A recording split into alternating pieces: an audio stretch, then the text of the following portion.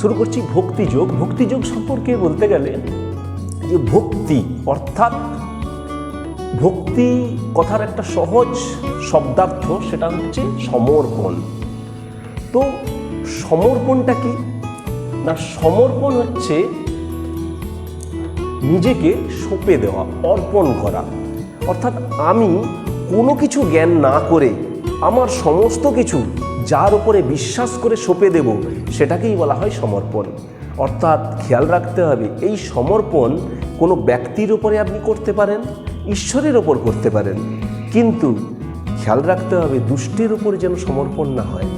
যদি দুষ্টের উপরে সমর্পণ করে বসেন তাহলে কিন্তু আপনার সর্বনাশ। সুতরাং খেয়াল রাখতে হবে, সমর্পণ আপনি করতে পারেন পরমাত্মার উপরে। তো পরমাত্মার উপরে যদি আমি ভক্তি দেখাই, অর্থাৎ পরমাত্মার উপরে যে ভক্তি বা উত্তম সমর্পণ, পরমাত্মার উপরে যদি আমি নিজেকে ছেড়ে দিই, তাহলে আমি কোনোদিন ঠকব না। কারণ পরমাত্মারই অংশ আমি তো আত্মা, এই পরমাত্মারই অংশ। পরমাত্মা কোনোদিন তার নিজের যে অংশ তার কোনোদিন ক্ষতি চাইবে না সে। সুতরাং এটি হবে আমার জন্য উত্তম সমর্পণ। তো বলছে যে সমর্পণ যদি করতে হয়, মন, বুদ্ধি, জ্ঞান, ইচ্ছা, আশা, ভাবনা, সমস্ত কিছু, সকল কিছুকেই সমর্পণ করে দেওয়া হলো অ্যাকচুয়াল সমর্পণ। তাহলে ভক্তিযোগ যে প্রথম যে বিষয়টা তাহলে আসছে, সেটি হচ্ছে সমর্পণ আসছে।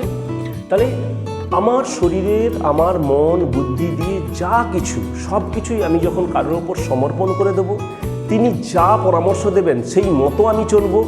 তার কথার কোনো রকম কোনো ডিসিশন আমি দেব না, তিনি যা বলবেন তাই করব। এবং তার সাথে সাথে যে পথে যেতে বলবে সেই পথে এগোবো। এবং আমার নিজস্ব চিন্তা ভাবনা, ডিসিশন মেকিং থেকে শুরু করে কিছুই আমি করব না, যেমন আমাদের মহাভারতে অর্জুন করেছিলেন।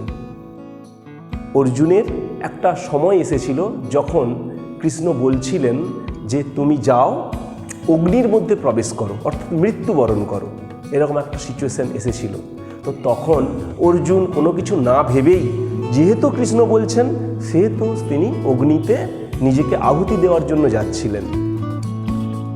তো সেই অবস্থায় হঠাৎ করে দেখা গেল পুরোপুরি সিচুয়েশনটা বদলে গেল। তো ঘটনাটা আমি আর এখানে এক্সপ্লেন করছি না, কারণ অনেক বৃহৎ হয়ে যাবে। তো পুরো ঘটনার মোড় ঘুরে যায় এই ঘটনার পর। তো সেখান থেকে আমরা দেখতে পাই যে মহাভারতে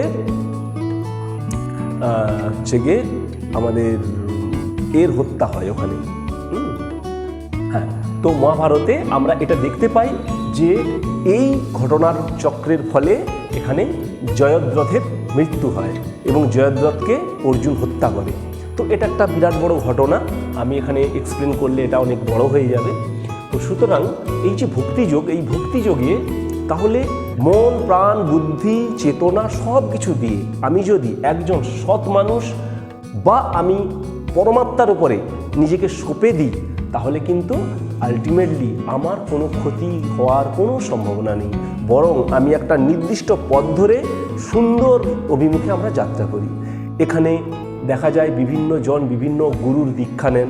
তো গুরুর দীক্ষা নেওয়ার অর্থ এটাই যে ওই গুরুর পরামর্শ অনুযায়ী জীবনে চলা, সেটাকেও কিন্তু এই ভক্তিযোগ অর্থাৎ সমর্পণই বলা হয়।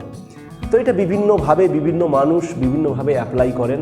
তো ভক্তিযোগই কিন্তু আমাদেরকে একদম পরমাত্মার সম্পর্কে নলেজ যে দেয়, সে কিন্তু এই ভক্তিযোগ। আমরা পরে কর্মযোগ পড়ব। তো কর্মযোগ কি করে না, কর্মযোগ মানে ফলের আশাবিহীন যে কর্ম, সেই কর্ম ফলের আশা না করে যে কর্ম করা হয়, সেই কর্ম আমাদেরকে কর্মবন্ধন থেকে মুক্ত করে। অর্থাৎ আমরা এখান থেকে বুঝতে পারি যে আমাদের আত্মা আমাদের শরীরে আছে। কারণ আমি যদি ফলের আশা না করে কাজ করি, তবেই তো আমি আমার আত্মার জন্য করছি, বা কোনো ফলের আশা না রেখে করছি, এটা আমরা ফিল করতে পারবো। সেখান থেকে আসে, কর্মযোগ থেকে আসে কি না আত্মজ্ঞান, অর্থাৎ আত্মার যে জ্ঞান, পুরুষের জ্ঞান। আর ভক্তিযোগ থেকে আসে পরমাত্মার জ্ঞান, অর্থাৎ আমরা যেখানে গিয়ে বিলীন হব, আমাদের যেখানে যাওয়ার উদ্দেশ্য, সেই পরমাত্মার জ্ঞান কিন্তু আসে এই ভক্তিযোগ থেকে। তো আমরা ভক্তিযোগ সম্পর্কে কিছুটা আলোচনা করলাম বা জানলাম। নেক্সট আমরা চলে যাব কর্মযোগে।